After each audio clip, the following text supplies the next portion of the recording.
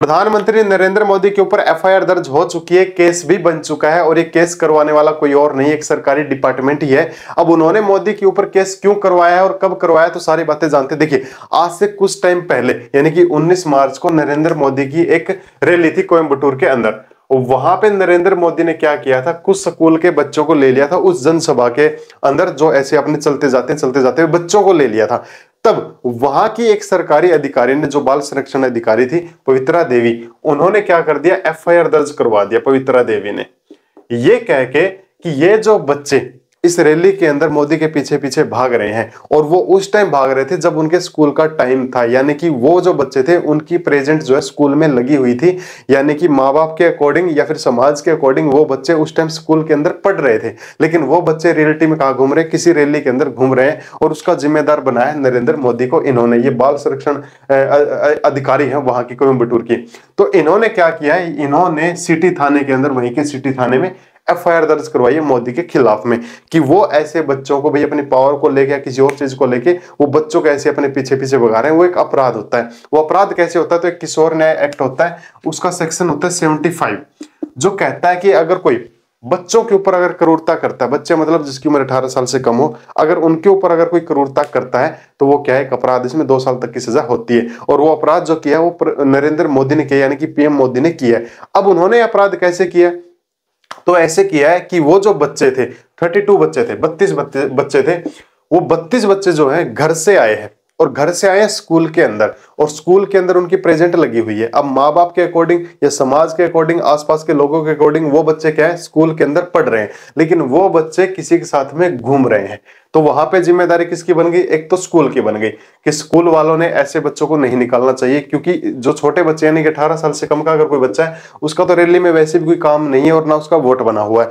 और फिर उसको जो लेके गया है, यानी कि जो अपने संरक्षण में लेके गया है, वो क्या कर रहा है, उनके ऊपर क्रूरता कर रहा है, उनको मार्केट में घुमा रहा है, धूप में घुमा रहा है। तो ये क्या बन गया, ये उसके ऊपर क्रूरता बन जाता है। इसलिए मोदी के ऊपर एक एफआईआर दर्ज हो चुकी है कोयंबटूर सिटी थाने के अंदर, और अब वो मुकदमा जो है कोर्ट में भी जा चुका है। और कोर्ट में जाने के बाद कोर्ट ने भी उस मुकदमे पे संज्ञान ले लिया है, और कोर्ट ने अब उसकी नेक्स्ट डेट दी है। उस डेट पे देखो कोर्ट का क्या डिसीजन रहता है। या तो सारी जिम्मेदारी स्कूल लेगा कि भाई सारी जिम्मेदारी मैं लेता हूं, फिर तो मुकदमा आ जाएगा स्कूल के ऊपर, और अगर स्कूल जिम्मेदार नहीं लेगा तो फिर मोदी के ऊपर वो एफआईआर बनी रहेगी, वो मुकदमा चलता रहेगा।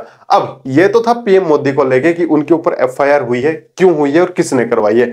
अब अगर आप नॉर्मली अगर पेरेंट्स हैं तो मैं आपको बता देता हूं इस सेक्शन 75 के बारे में कि ये कहता क्या है। देखिए, आप अपने बच्चे को जहां पे भेजते हैं, ट्यूशन वाले के पास में भेजते हैं, स्कूल वालों के पास में भेजते हैं, वो उनके ऊपर क्रूरता नहीं कर सकते हैं भाई, किसी भी तरह की। आप अपने बच्चों को पढ़ने के लिए भेजते हैं, आपने देखा भी होगा बहुत सारे ऐसे बच्चे हैं जो स्कूल में जाते तो हैं, लेकिन स्कूल वाले उनसे स्कूल की भी साफ सफाई करवाते हैं, बेंच साफ करो, इस पे यहाँ पे झाड़ू लगाओ, पोछा लगाओ, ठीक है। ये मेरे को, मैं अगर मेरे दिन बताऊं, जब मैं 6ठी-7वीं क्लास में होता था तो वहां पे भी जो हमारा मिड डे मील बनता था ना, तो प्लेट भी हमसे धुलवाई जाती थी कि ये जो बच्चा खाएगा वही प्लेट धोगा।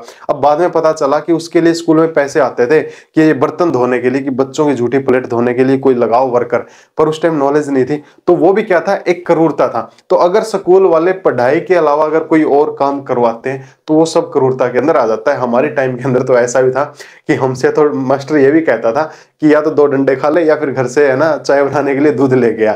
तो फिर हम भाग के दूध लेके आते और फिर स्कूल में टीचर चाय पीते और हम डंडों से बचते। तो वो भी क्या है, वो भी एक किस्म की क्रूरता ही थी भाई। अब देखो टाइम टू टाइम चीजें याद आ रही है।